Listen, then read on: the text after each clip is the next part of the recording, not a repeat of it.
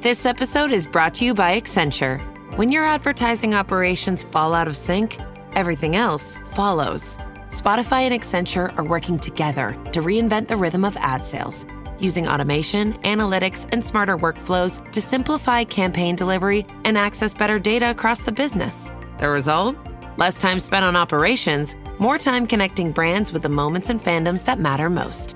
Learn more at accenture.com/Spotify. The new LinkedIn Hiring Pro can't undo your last hire, the no-show. Who set you back because they didn't show up on day one, or day two, or ever again. And now your product launch is delayed because you're talking to alien abduction podcasters to track them down. But LinkedIn Hiring Pro can help make sure your next hire sticks. In fact, businesses who use LinkedIn are 24% less likely to reopen a role in the next 12 months. Hire right the first time with LinkedIn Hiring Pro. Post a free job today at linkedin.com/quality. This podcast is part of the Robots Radio Rocket Club, a program designed to help all podcasts reach their full potential. For information about joining the Robots Radio Rocket Club, check out robotsradio.net. Welcome to Holocron Histories, Star Wars Canon versus Legends, where we're going to take a deep dive into the lore of the Star Wars universe. And welcome back, everyone, to Holocron History, Star Wars Canon vs. Legends. I am one of your hosts, Ben of Temeria, and I am normally here with my other host, Teacup, or Austin, but he is out on vacation this week, so he's getting some much-needed R&R. But I do have a special guest host with us. Oh, hi, everyone. Psych. Psych88 from the MCU Lorecast is joining us again this week. Good to have you here again, Psych. How you doing? I am doing pretty good, and I'm happy to help out. Good, thank you. So, we've been going in our theme for starships and whatnot, we are going to go over the CR90 Corvette this week, which is also known as the Rebel Blockade Runner, which we see literally in all things and most in the original trilogy. Yeah. Or Rebels. Yep. But it took me a minute to remember which one this was. Once I saw the engines, I was like, oh, this guy! Yeah, okay. once you like see the back of the ship, or even just the front, and it's like, oh, it's that one. The one we see literally okay, so if anybody, before we really dive into all the stuff, the CR90 is the Corvette runner that Princess Leia is on at the very beginning of A New Hope, but before Darth Vader boards it. That's the ship. That's the type of ship we're talking about. And it's literally in all things Star Wars media. It's great. It really is. But yeah, let's start into it. With the legends, as I was saying, the CR90 Corvette, commonly referred to as the Corellian Corvette or the Rebel Blockade Runner, also known as the Alderaan Cruiser, was a small multi-purpose capital ship manufactured by Corellian Engineering Corporation. With Corellian, as you might have heard on earlier episodes for the ships, Corellia literally is just a one giant shipyard planet. So all they do is just make ships. And if you even play Star Wars: The Old Republic, you will go to Corellia and literally try to take over the planet because of the shipyard. That is the only purpose of that planet. It is interesting that a Corellian ship gets known as an Alderaan cruiser. True. With that, I mean, I'm pretty sure it just comes down to, like, the Organas at that point. Okay, like, yeah. The Organas mainly use these ships, or, like, a lot of diplomats from Alderaan just use these ships, so they just nickname it. Hey, here's the Alderaan cruiser. It's like, but this cruiser wasn't from Alderaan. But I blame Princess Leia for that, or even just Bail. God, his name almost escaped my mind. How do I forget his name? But the CR90 was also a wide variety of users throughout the galaxy, from pirates to corporations to galactic navies and a known operational life from at least as early as 52 BBY to as late as 137 ABY. It possessed the same legendary ability as other CEC products, which allowed it to serve in roles as mundane as freight hauling or high-profile diplomatic escort.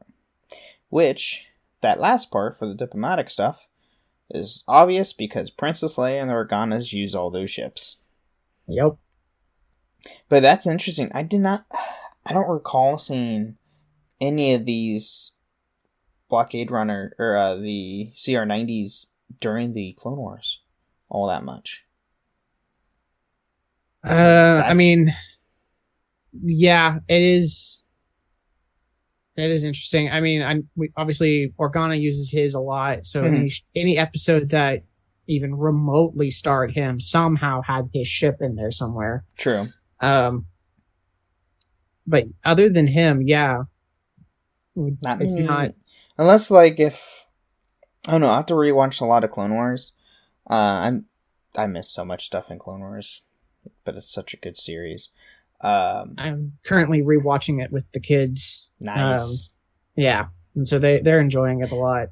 I imagine you probably see one when we get when you meet Hondo again. I want to say he probably had one. It wouldn't doubt my mind. I mean, it wouldn't doubt me either. I think, other than his classic UFO, I'm not. Maybe at some point. We're only up through. We're only up through when Maul had just taken over the Shadows, the Shadow Cabal. Oh, the Shadow Syndicate and all that. The Syndicate, yes. Okay, yeah, that's season 3, 4, 5. Gee, oh god. Out of 7. Okay, you're almost done. Yeah. So, with the Republic service, in the last decades of the Galactic Republic, the CR90 Corvette was introduced, and older Corvette models, like the CR70, were gradually being retrofitted into this version. The Republic CR90 Corvette served in the Judicial Forces and later in the Republic Navy. When it was reinstated during the Clone Wars, the CR90 model was considered a mid-sized Corvette in the time before the wars. So it did have service in the Clone Wars. I don't really remember seeing too many of them. Or no, there's one in Phantom Menace. Aren't they on, or is that a Hammerhead? They were either on a Hammerhead or a CR90, one of the two. I want to say they were on a Hammerhead. That's what I want to say, at least. See, I need to rewatch this. I need to rewatch a lot of stuff. Yeah. I'm doing too much. I know, right? So then we go to the Imperial service. A dwarf amongst the massive Imperial-class Star Destroyers of the Imperial Navy. The CR90 Corvettes were relegated primarily to diplomatic and escort duty in the Galactic Empire. In fleet engagements, the CR90 Corvettes were often tasked with attacking enemy starfighters or fleeing the battlefield with important cargo or intelligence. Prior to the dissolution of the Imperial Senate by Emperor Palpatine, these corvettes were used by Imperial senators as diplomatic couriers. So, more diplomatic stuff. Yeah. And then we go to the Rebel and Fringe service. Unlike the Imperial counterparts, Alliance CR90 Corvettes acted as frontline combat ships for the early years of the Galactic Civil War, generally being used as anti-starfighter screens. The ease of acquiring the CR90 parts and mechanics made them a good fit for the desperate rebellion, which makes sense with the rebellion being as, not a large-scale army or military. Mm-hmm. They have to use what they can, and with the CR90 easily being able to acquire and be able to retrofit or even steal, which I guarantee you majority of the ones they had in the Alliance were stolen. Commandeered. They were, yes, commandeered. They were borrowed. And it was given back after the war to themselves. Right.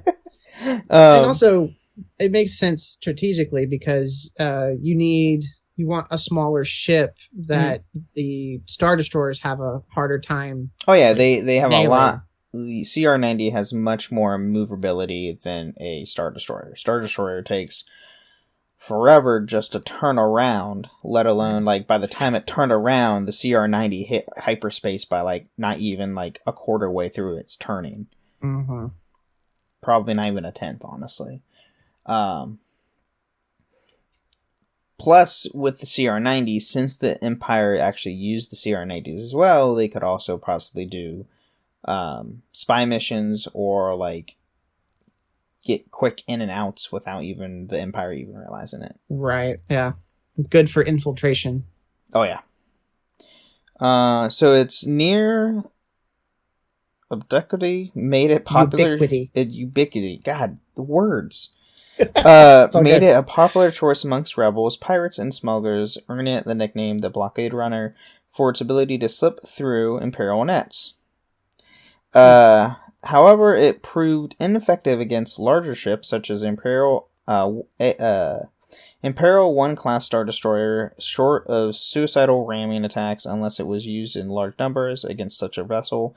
One example was the space battle of Kuwait.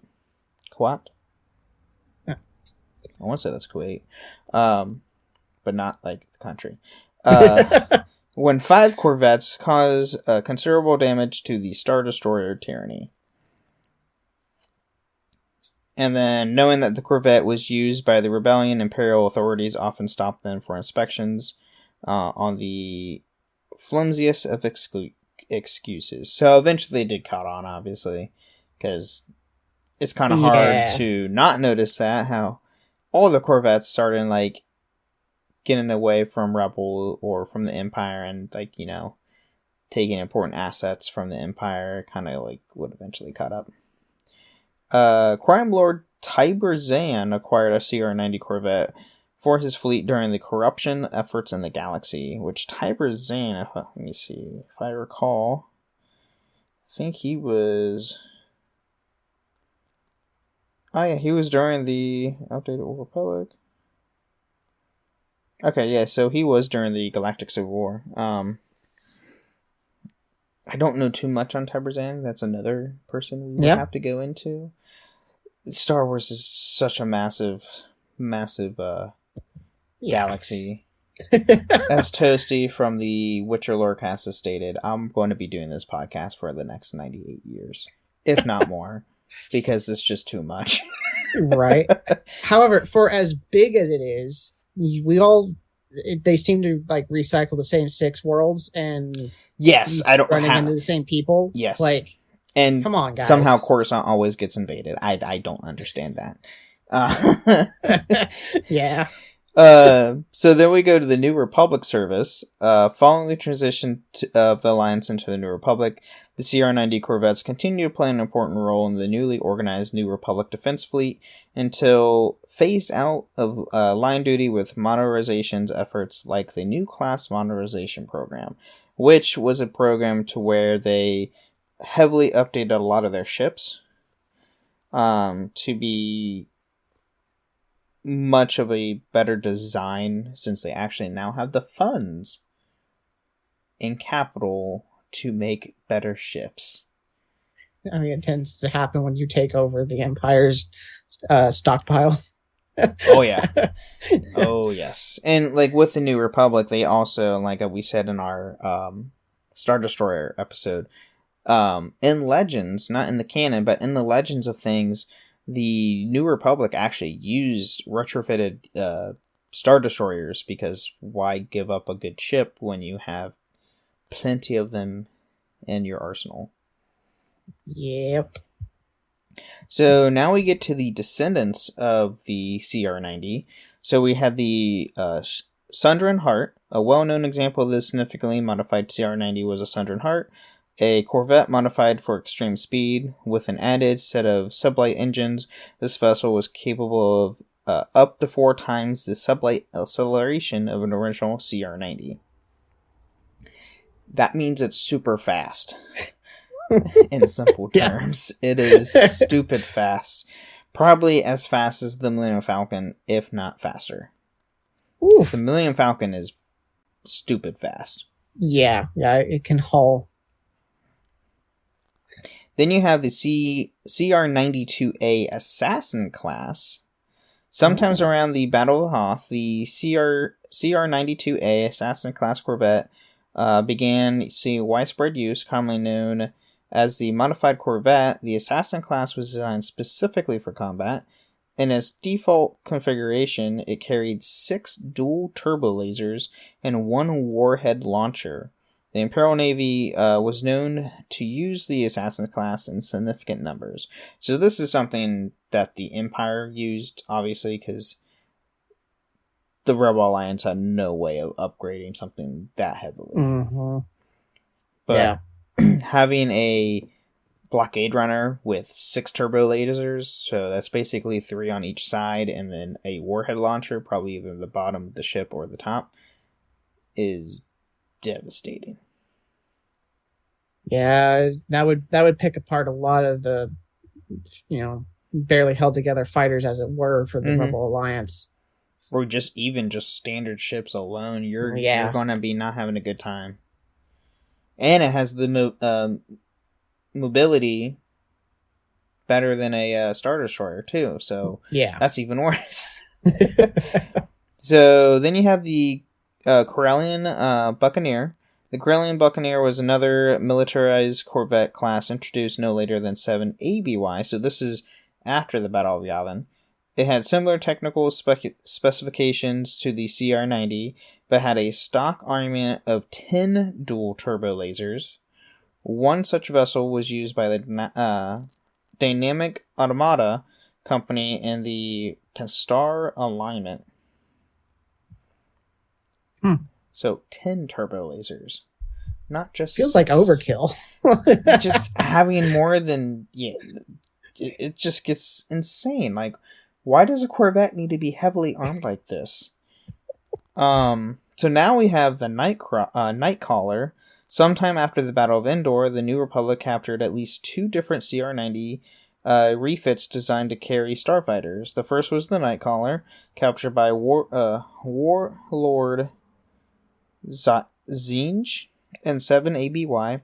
Though it was very similar to the CR90 in most respects, it was built from the ground up to serve as a small carrier. The primary changes from the original CR90 design were to enlarge the bridge section with a starfighter hold and a tractor beam projector suited for much larger warships. So, that's interesting. And then you got the Farstar. The second known carrier refit was Farstar, originally commissioned in 52 BBY. It was refit in the design, refit by the order of Moff Kentor Sharn. A large docking bay was grafted into the vessel's spine, and its hyperdrive system was modified to accommodate a new hull shape. It was unclear if this modification was in any way standardized or if it was custom Imperial design. So, that's what we got in Legends of the CR90, which is a lot of fun stuff. It's pretty cool. CR90 is, like we said at the beginning, probably one of the most well-known ships because of the intro of A New Hope. Is the first thing you see and the first thing that blows up. Yeah, it is. So... It's very, very famous. But yeah, well, let's stop here and head to our mid-break. And then we can get back into the canon of things and go from there. Tomorrow morning is knocking. Stock your fridge now. How about a creamy mocha frappuccino drink? Or a sweet vanilla? Smooth caramel, maybe? Or a white chocolate mocha? Whichever you choose, delicious coffee awaits. Find Starbucks Frappuccino drinks wherever you buy your groceries.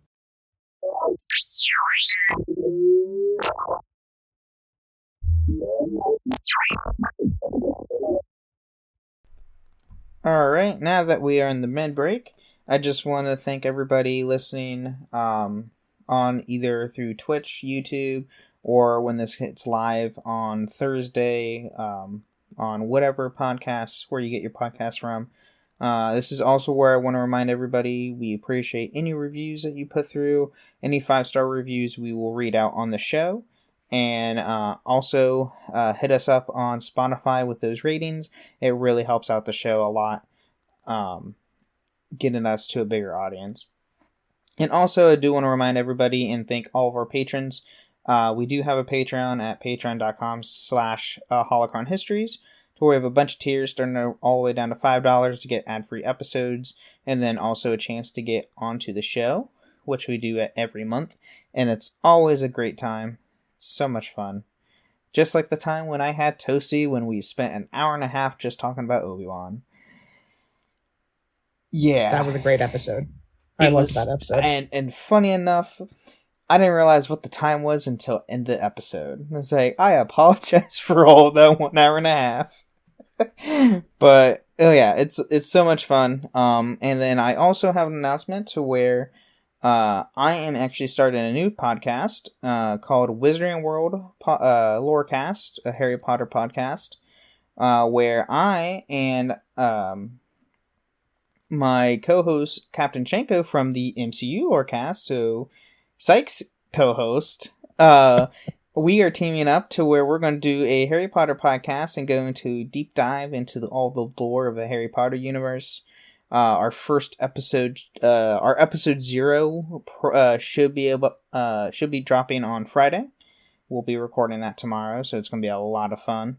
And if you hear this, we will be recording it Wednesday, so it'll be up on Friday.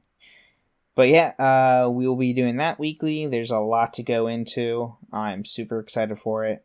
First 3 episodes is going to be wild. And I loved Harry Potter growing up. I did not realize how deep the lore has been in the last 20 years. It is ridiculous.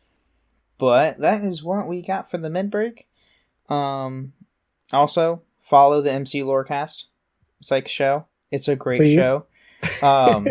They go deep dive into the MCU lore, or even just in Marvel lore, just in general, isn't it? Yes, yeah.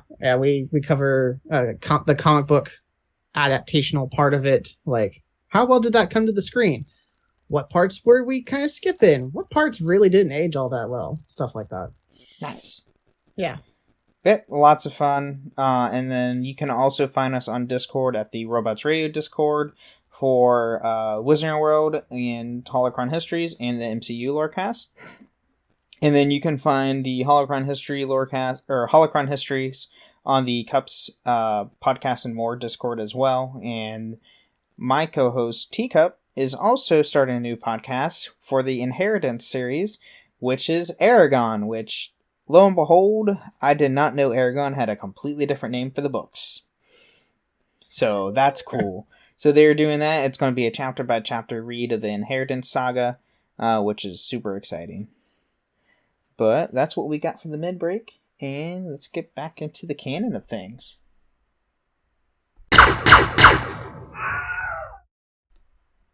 God, I love that sound.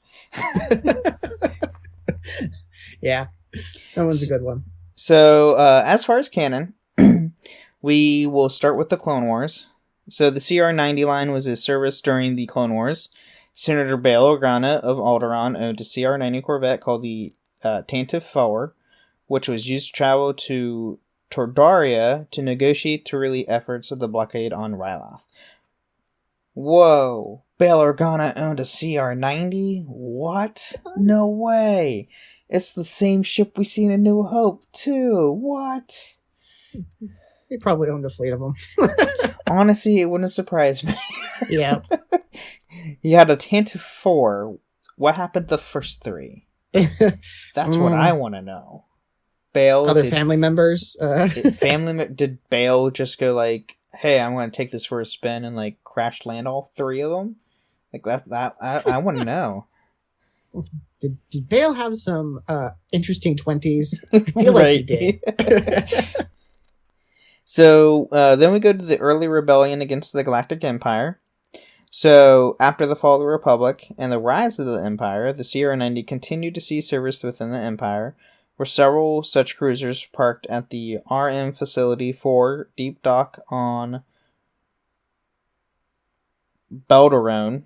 Additionally, Corvette would have continued to be used by Bail Organa during the tenure in his Imperial Senate, which, yes, he did serve in the Imperial Senate. More for the fact because he kind of had to, or he would, die. Typically. Also to get, info on the Empire as well to fight against them. So 2 CR90 Corvettes were part of the Bodajeff Defense Force, which was mobilized against the Empire when Governor Kwesi declared the succession of the Bodajeff from the Empire. Commodore Thrawn was able to put a stop to them during the mineral casualties, capturing Kwesi aboard his Corvette using a tractor beam. So this is Thrawn, as you know, he's a Grand Moff in Rebels, I believe. Grand Moff? Yeah. Grand Moff Tharn? Yes. Yeah. I want to say yes. I want to say he's a Grand Moff. So this is Moff Tharn that we see in Star Wars Rebels. This is before he became a Moff. This is kind of helped his career get a major boost and become the great villain we get in Star Wars Rebels. Such a good series. Yeah, it really was. I wasn't quite warmed up to it that first season. It takes a season, but season 2 kicks off. Season 1's good. It's okay, get introduced characters, get a nice story going, and then once season 2 comes around, it's it just kicks everything. It just starts rolling out season after season after season. It keeps coming and coming and coming. Get Vader, you get Thrawn again, and it just all the way up. It leads all the way up to that Battle of Endor. Well, yep. Before, ish, it starts. You see where we see the Rebel Alliance become gets initialized and everything, and the last episode will be the end of Battle of Endor. But yeah, I don't know how we got to that point. So Bail Organa traveled to in the Tantive IV with his recovered R2-D2 and C-3PO from the Rebels, who operated on Lothal. Organa's Rebel movement also used a number of CR90s. So Ahsoka Tano, under the codename Fulcrum, traveled on one when the Rebels handed the Rodian informant Tebow from over to her. So, just like I said, they like to use the CR90s for literally everything. And Ahsoka used one. Yeah. Which is great. 5 CR90 Corvettes served as part of the Phoenix Cell under the command of Jun Sato. In addition to the flagship, a Pelta-class frigate called the Phoenix Home. 3 of them were used to assist the rescue of Lothal rebel leader Kanan Jarrus. God. Reading his seeing the spelling and hearing it, it's 2 different things. Kanan Jarrus. After the loss of the flagship and the siege of Lothal, Commander Sato took one of the Corvettes, Liberator, as his new flagship. The Liberator had another Corvette under the call sign Transport 1, where were used in an attempt to bring relief supplies to the starving people of Abar. Which we do see that actually in an episode of Star Wars Rebels. Yeah. That is, I believe, the episode where Hera comes in with a B-Wing. I think. Yes. And yes, just that sounds right. Demolishes everything. And it's fantastic. Yeah. Transport 1 was destroyed in the first run of the Imperial Blockade and later replaced by another of the other Corvettes in the second attempt, which was successful thanks to prototype B6 when Phoenix Cell was discovered to be used in hiding on Gorel forces led by Admiral... Oh, God. I'm going to go with Cassius Constantine. Cassius Constantine led an assault on them. I almost said Callus, but that's not it. Yeah. But prototype B6, I believe, is the B-Wing. That sounds right. I'm pretty sure. Yes, it is the B-Wing. As the Liberator tried to escape, it was captured by Constantine's tractor beam. However, the tractor beam was disabled by the Ghost, which freed the Liberator and escaped. Which you can see all this in Star Wars Rebels. Mm-hmm. It's great. So after Mon Mothma declared the formation of the Rebel Alliance, several CR90s traveled with many more Rebel ships to the location on Dantooine to bring them back planet. Thank you. Shortly after, General John Dordona took 3 CR90s with his fleet to meet Phoenix Cell. Their 3 CR90s at their base on Toulon, and preparation to attack the TIE Defender project on Lothal. And then, however, Grand Admiral Thrawn's forces ambushed the fleet of Rebel ships. In the ensuing battle, 3 of the 6 CR90s were destroyed. The final 3 fled with the remaining rebels back to Phoenix Cell's base. With Thrawn, ground forces overran the base. Liberator and one other CR90 escaped and attempted to run Thrawn's blockade. Liberator escaped, but the other Corvette was destroyed. And as I was reading, going over all that, you can tell the Rebel Alliance really needed ships. Yeah. And how they literally stole majority of them. Watch Star Wars Rebels, you see a lot of them stealing. I mean, it is kind of their thing for 2 seasons. Yes.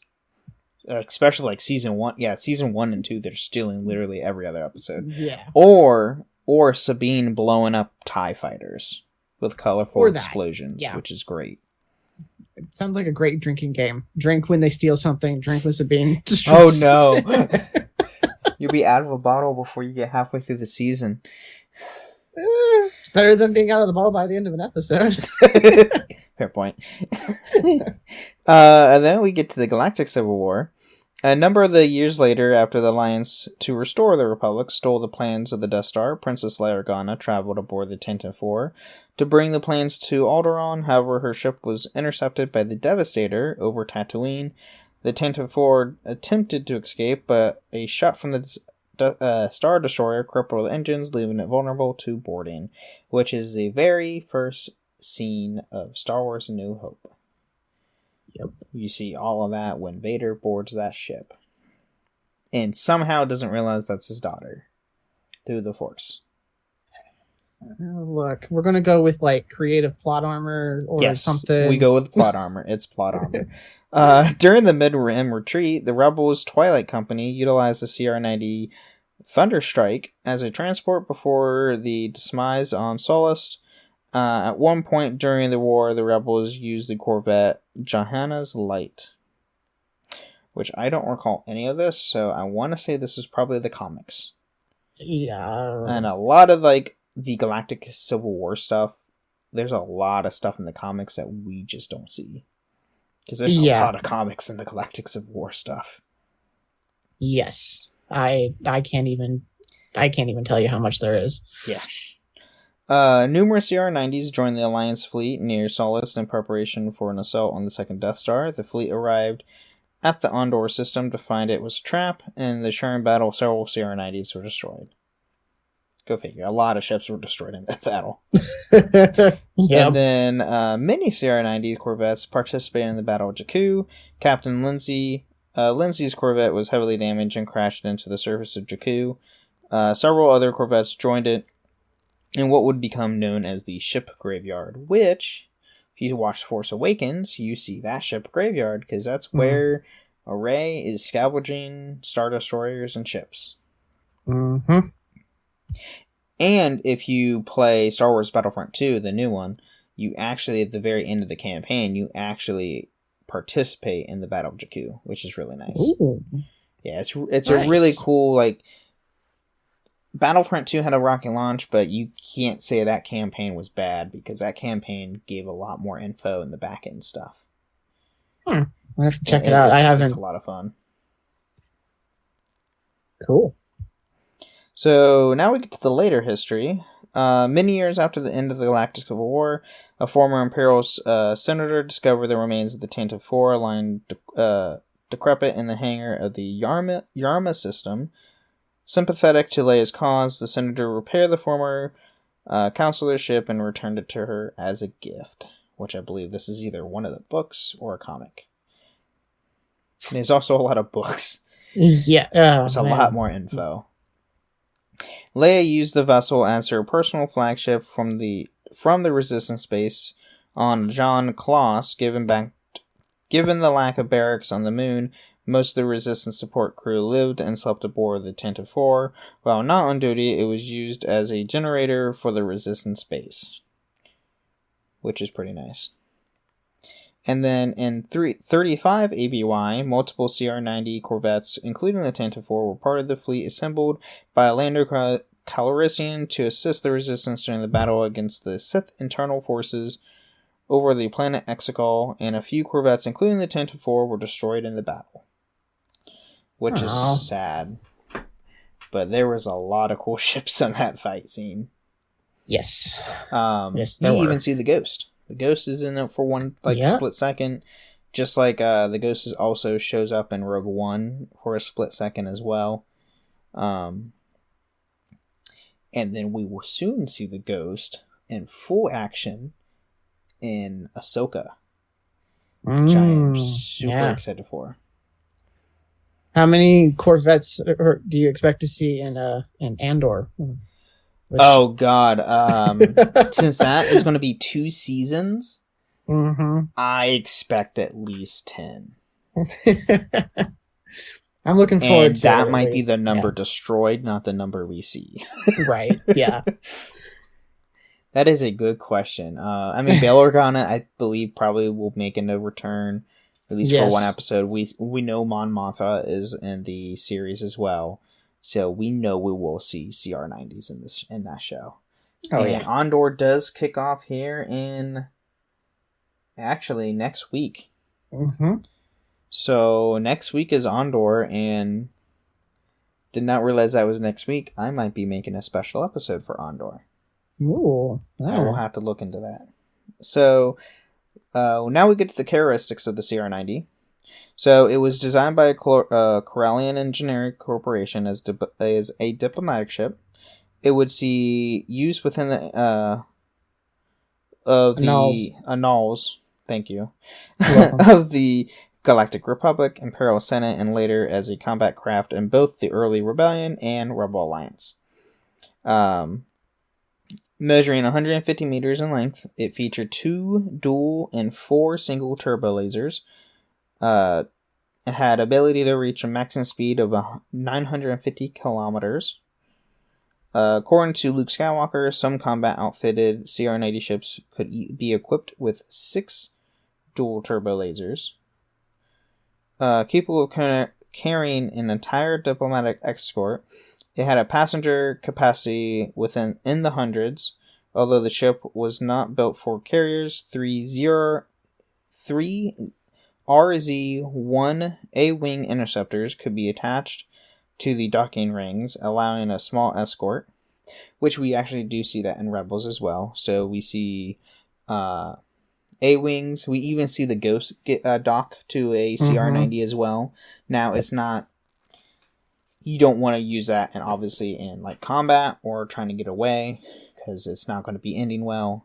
But you could easily do that with A-wings. And they would also serve as a backbone to the early Rebellion Alliance. Though not particularly heavily armed, the CR90s possessed enough forward firepower to destroy a Gonzalez-class cruiser quite easily. And those cruisers were like... So in Star Wars Rebels, you see these small cruisers carrying about like 2 to 4 TIE fighters on the bottom of it. Okay. It's those types of ships. And then, now we get to the behind-the-scenes stuff. Ooh. So the CR90 Corvette design was developed for one originally intended for the Millennium Falcon.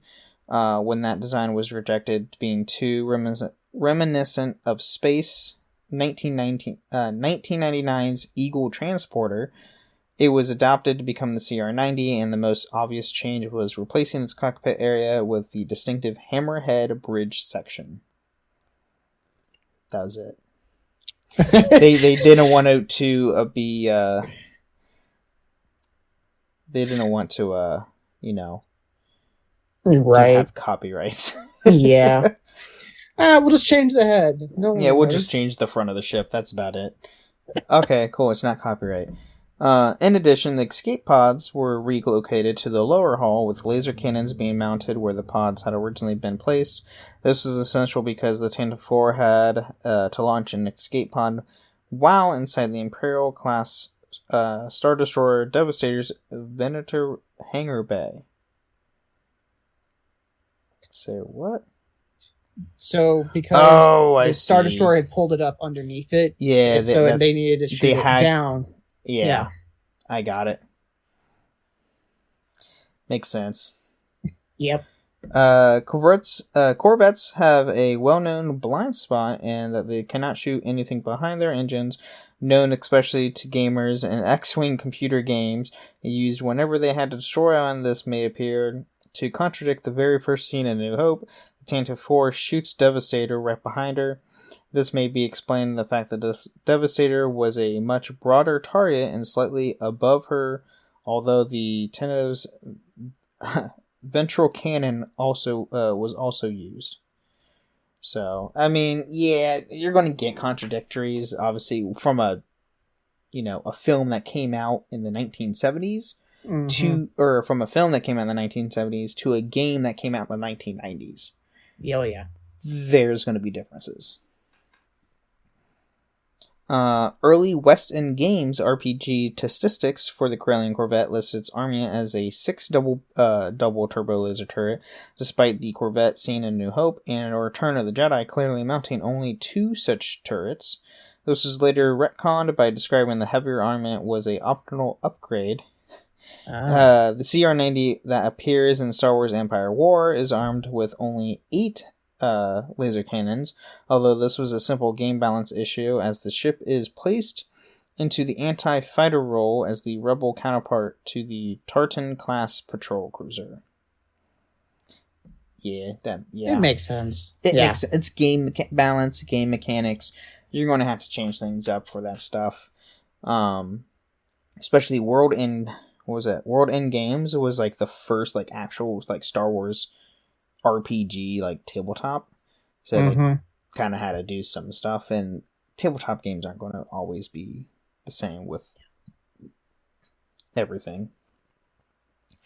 So in comparison, the Imperial class Star Destroyers mount only 4 turbo lasers instead of the 60 batteries they were supposed to have, while the MC-80 Liberty type Star Cruiser is similarly nerfed from 48 turbo lasers to 4 to match the Imperial class in strength. Okay, that's a hell of a nerf. That is a super nerf. That's not just a nerf. That's a super nerf. You go from 60 to 4? And then you go from 48 to 4? Like... Yeah. Woof. Yeah, I mean, I get game balance, but... Jeez. I'm sure there should have been a way to be able... I mean, granted, if you do like a Star Destroyer against an X-Wing, and you get a good roll, yeah, the X-Wing's demolished like 5... Yeah. Maybe 20 times over. Even here's 4,000 damage. I have 200 health. And no shields. Yeah. Oh my god. It always amuses me that the X-Wings just have nothing out there. You just take a hit, you're dead. You're done. You're like in a cardboard box flying around it. An X-Wing or a TIE fighter? Well, both, but this X-Wing has shields though. The X-Wing does have shields. The TIE fighter is like you take one shot, you're dead. Yeah. There's no shields protecting you. Like we went with our TIE fighter episode, we went over where the TIE fighter actually has ejector seats, but 9 times out of 10, the ejector seat will not go off because you're dead by the time you react. It's we're required by law to put them in here. Yeah, no, that's exactly why, actually. Oh, okay. In that episode, when we were going over that, like, the Empire has that, like, bare minimum, like, safety features in it because they were required by the Senate. That is the only reason. let alone like it's not going to be used, because it won't. So early schematics of the CR90 show a much smaller ship lengthwise than the original filming's miniature portrays. The reason is unclear, but the trend towards this stunted look continued to affect every incarnation of the ship, from role-playing deck plans to computer models for the X-Wing series. The era was propagated even into Revenge of the Sith's portrayal of the Tantive IV as a stunted ship. This was retconned by Rebel Alliance Blueprints book as being a CR90 Corvette, while the much longer Tantive IV is now recognized as a definitive CR90. Okay. So, yay for retcons. I love retcons when they're done well. Right, if they're done well. Exactly. In the Star Wars Galactic Battlegrounds expansion pack Clone Campaigns, the player via a cheat code can get a CR90 Corvette, then titled Rebel Blockade Runner, as a playable ship. The cheat code's name was a reference to the Tantive IV. And then the Essential Guide to Warfare mentions the Corellian Corvettes were an important part of the Imperial support fleet, but doesn't state the Corvette model. The book says the CR70 and the CR90 were two of the most common models. Fair. Okay. And lastly, according to the Sounds of Star Wars, the sound of the Rebel Blockade Runner and the opening scene of A New Hope is a mixture of a slowed-down World War II AT-6 propeller-driven racing airplane and a 747 jet. Okay, cool. So, just like in other episodes we talked, George Lucas used a lot of sounds from World War II. Well, it was 1970, whatever. You know, it's only 30 years removed. I want to say it was 77, 78. Yeah, that sounds right. When A New Hope dropped, so it's like few decades after World War II ended. So, I mean, as we stated like in the TIE Fighter, and I think we stated in the X-Wing episode, the dogfighting of those starfighters were directly pulled from World War II footage. Okay. From That's World War cool. II planes, dogfights, which is really cool. But yeah, that's what we got on X-Wings. And Lions 6441, I play squadrons on a competitive team and tell you all about the...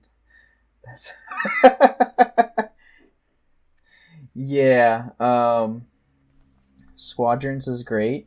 I love that game. But, my god, does the CR90 have terrible health. It is crap. On par with like a medical frigate. Yes. It is a terrible health.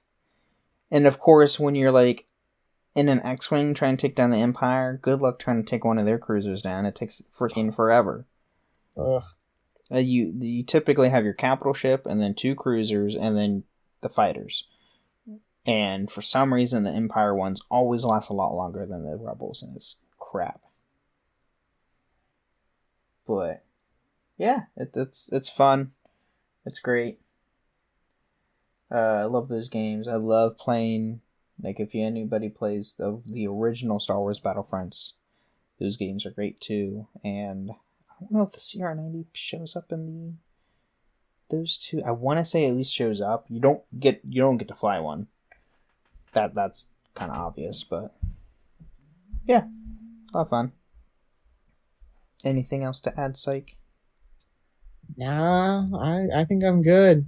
I learned a lot. Well, that's good. So yeah, next week we might Teacup should be back next week. And then I will look into possibly doing a special episode for Andor, seeing as much as info I can get on him before the new series starts. Which is going to be awesome. 3 hours. A 3-hour premiere. Yeah, the first 3 episodes out of 12. So finally something of substance. I'm getting tired of these like 6 and 5 and 8 drops from Disney and stuff. Well, I think She-Hulk's slated for 9. I thought it was 8. 8 or 9. I think, yeah, it's 8 or 9 or something like that. Yeah. But yeah, like Andor's going to have 12. But we Okay. get the first quarter of the season in the first day.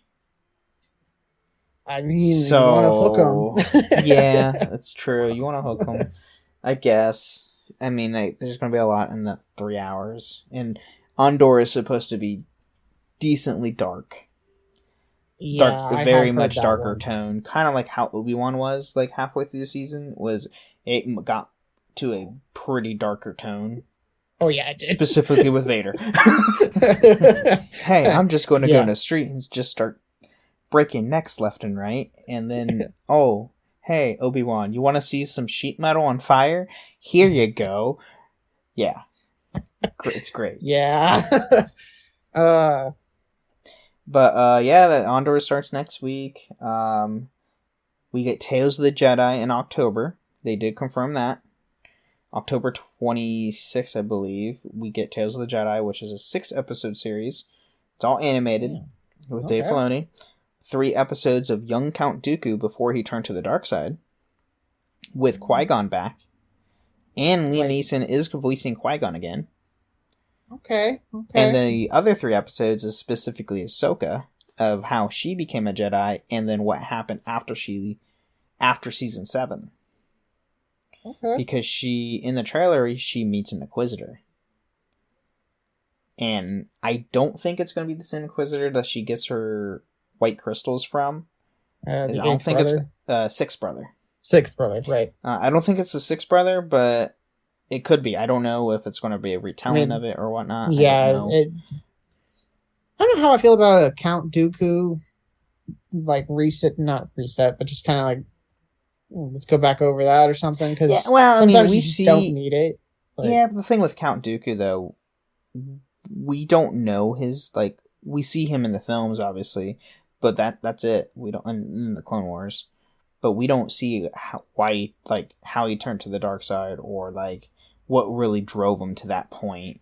And this is the series that we're going to get that in. Okay. And then, I mean, they had D23 this past weekend, so they announced a bunch of stuff. Oh, yeah, they did. A lot of stuff. A lot of good, decent enough Star Wars stuff, and a lot of other live action stuff, which I'm super pumped for.